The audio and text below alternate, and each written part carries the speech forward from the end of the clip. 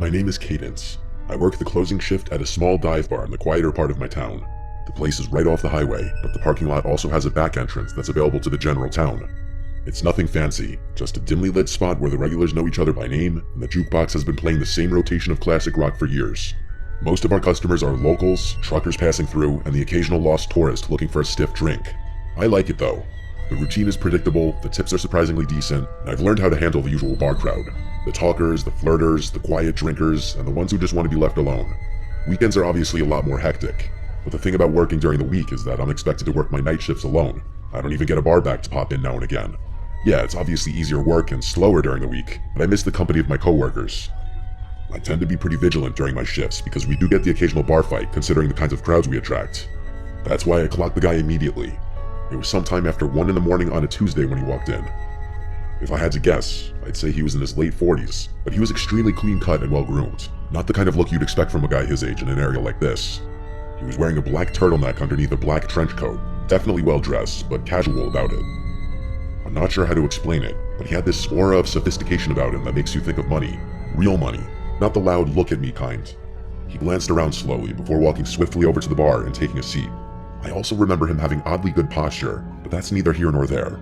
When I walked over, he glanced at the bottles behind me and ordered something top shelf without hesitation. As I was pouring his drink, he asked me if I liked working here with a smile on his face. It was a normal enough question, so I answered him honestly. I told him yeah and smiled back. I then made a joke about being a bartender or something. I wish I could say I got a creepy vibe from him, but that's not the energy he was giving off. He genuinely seemed like a stand-up guy, kind of like the single dad at his kid's baseball game that gives the whole team a high five. He chatted with me for a bit, which I didn't mind since the bar was pretty quiet at that point. Eventually, he asked me if I ever thought about doing something bigger, which I admit was somewhat bizarre. Again though, not a totally creepy question given the nature of the situation.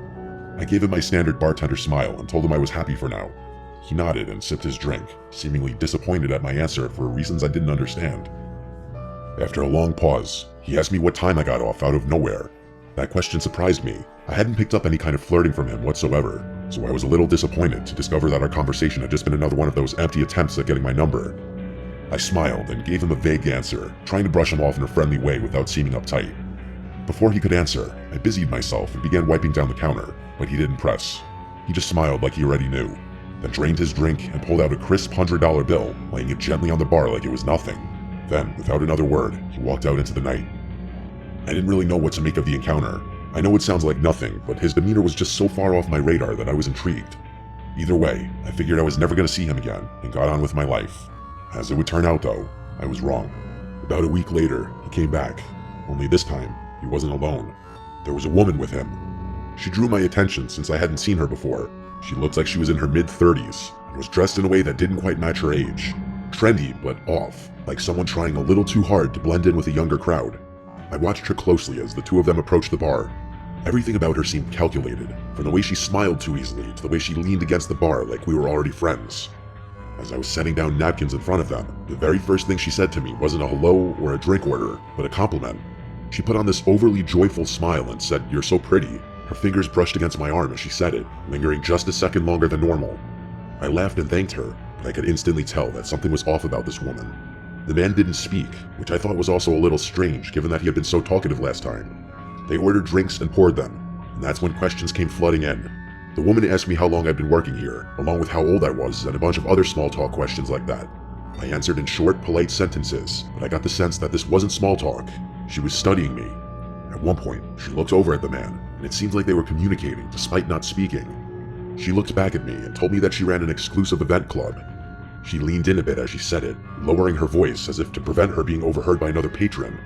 She told me that she's always looking for young, fun people for private parties, and that I'd make a killing, 10 grand for a weekend.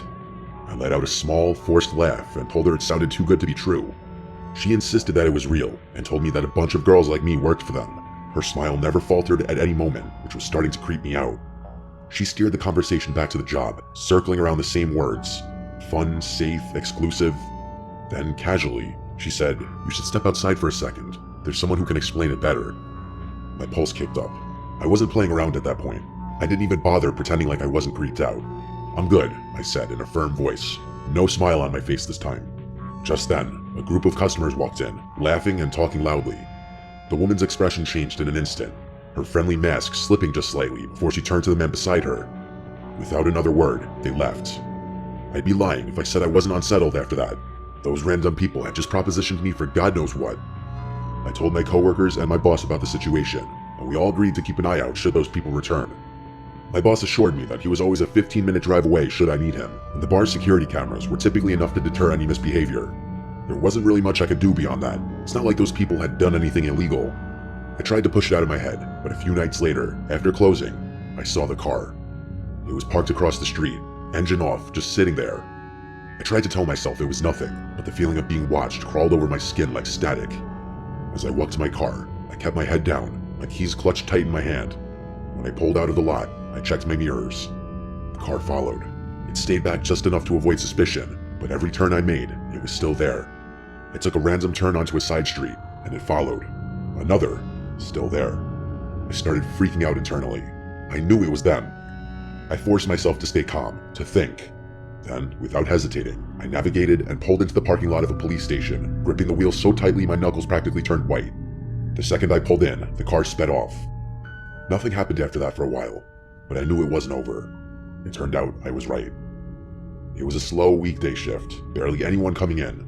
By midnight, I was wiping down the counter, half thinking about closing early, when the door creaked open. It was the woman. I immediately sent my boss a text as inconspicuously as I possibly could. I looked back up, and the woman was staring at me with that same artificial smile. She walked slowly to the bar and sat down with her hands folded neatly. I was debating just telling her to leave when she said, "Thought I'd come check on you." My stomach started twisting, but I did my best to hide it. I told her we were about to close and that she had to leave, but she made this pouty face and asked for just one old-fashioned. I thought about denying her, but I figured pouring the drink would stall her long enough for my boss to arrive. So I turned around and got started, trying to keep my cool. And then I heard it. The soft, unmistakable click of the front door shutting. I whipped around. The woman was gone. I felt this awful pit in my stomach as I stepped toward the entrance. Through the glass, I saw it. A black van idling just outside. Without thinking, I locked the door as quickly as I could. But then, metal rattling from the back door. Someone was trying to get in. I didn't think. I grabbed the heaviest thing I could, a metal shaker, and clutched it like a weapon as I dialed 911 with my other hand. There was no way the police would get there in time, so I thought about making a run for it out the front door, but I didn't for whatever reason. I was bracing myself for a fight when I saw headlights pulling into the lot. It was my boss. The sounds on the back door suddenly stopped, and a few seconds later, the van pulled out of the lot with a screech. I embraced my boss and told him what had happened, and he said he had gotten the license plate of the van as it was leaving. When the cops arrived, my boss reviewed the security footage with them. It was worse than I had imagined. Just before the woman left, the cameras had captured two masked figures crouching near the front door, waiting. There was another person in the back who was banging on the door with his fist, clearly trying to flush me out to the front. It was downright horrifying. To make matters worse, the plate number my boss had caught turned out to be unregistered. It's been quite a while since this incident, but no progress has been made. The only good news to come out of the whole thing is that my boss doesn't make me work alone anymore. Despite that, I'm still extremely uneasy anytime I'm scheduled for a night shift. I still question how they knew I'd be working alone. It doesn't make any sense. Even now, I often think about what would have happened had I given in to fear and run out the front door.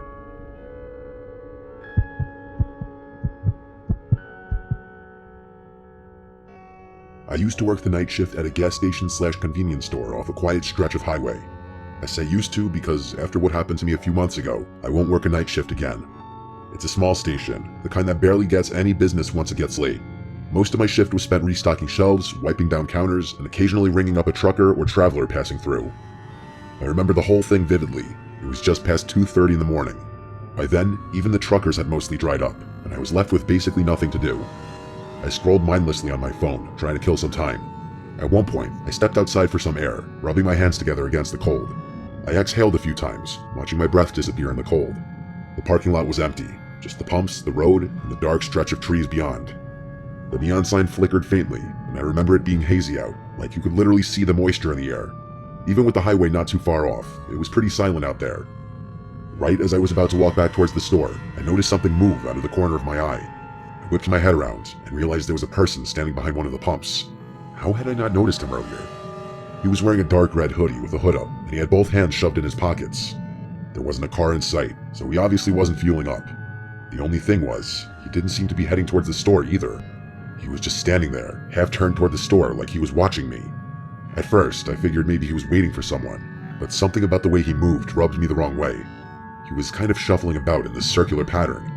I entered the store, but made sure to keep an eye on him through the glass. I kept track of him while pretending not to, hoping someone would drive up and pick him up or something.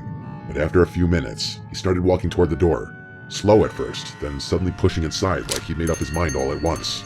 He walked up to the counter, but didn't say anything right away, just stared at me like he was sizing me up. Then, in a rushed, almost rehearsed way, he muttered that his car had broken down just before the pumps. He said he needed a jump or maybe just a little gas to get to the next town. I was literally shocked. He wasn't even trying to make his story believable. Like, I couldn't believe he actually expected me to buy his BS story. I offered to call a tow truck instead. No, he said, too quick, shaking his head. He just needed a flashlight, maybe some help checking under the hood. Something was definitely off, that much was true. The way he spoke, the way he watched my reaction, it felt like a test. To be fair though, people walking into gas stations at that hour are usually a little strange, and I started wondering whether he actually needed help and was just an odd person or on something. I asked him where his car was parked, and he told me it was just beyond the highway entrance. I was obviously skeptical, but then he pointed at the monitor behind me. I turned to look at the screen, and to my surprise, there actually was a car parked out there. I thought to myself, oh crap, maybe this guy really does need help. And that's when it hit me. I had literally just been outside, and I would have remembered a car parked out there. I glanced back at the monitor, and saw the slightest movement near the car's back bumper. Someone was crouching just out of view. A cold wave of dread hit me. I forced a casual smile and agreed to help the guy, but not before telling him I needed to grab my phone from the back office. I turned slowly, not wanting to spook him, but the second I was out of his direct sight, I slammed my hand onto the emergency panic button under the counter. The alarm went off instantly, screeching through the store. I expected him to attack me, but what he did instead was even more unsettling. His nervous energy disappeared. No more fake urgency, no more shifting from foot to foot. He actually relaxed. His whole body language shifted, and then he smiled. Not a panic smile, not an embarrassed one either. A slow, knowing grin, like he had all the time in the world, like this was amusing to him. I was in shock. I didn't even have time to get physical with him. In one fluid motion, he turned and bolted. I ran to the monitors just in time to see both of them take off. Not toward the car, but into the woods behind the station. The car just sat there, engine off, headlights off. No one inside. By the time the police arrived, it was exactly as I saw it. The car was still there, but the men were gone. No footprints leading away, no sign of them anywhere. And then one of the officers pointed something out. Something I hadn't noticed before. The front passenger door was open. There had been a third person inside the whole time.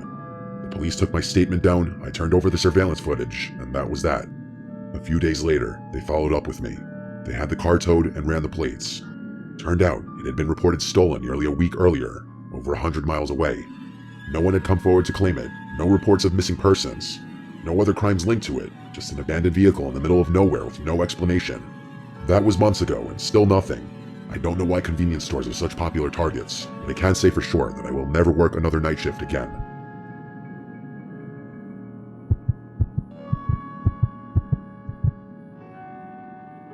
This happened a couple weeks ago.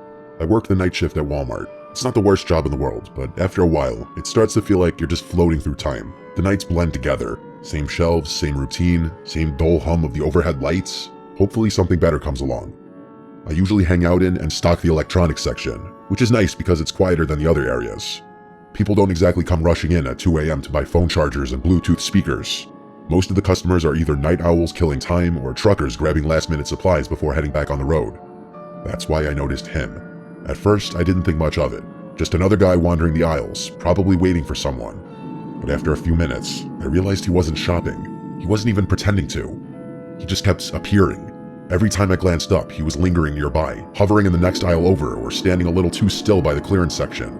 He wasn't looking at anything. He was just standing there, watching me. I told myself I was overthinking it. The store is big and maybe he was just taking his time. But the way he moved, always just close enough for me to notice, never actually picking anything up, it set something deep in my gut on edge. I was waiting for him to just get on with it and ask for my number, but he never approached me. It was like he wanted me to see him, which didn't make any sense to me. I went to radio someone about it, but realized that the batteries in my radio must have been dead because it wasn't working. Eventually, I started debating whether I should go find a manager when I felt a hand wrap around my arm.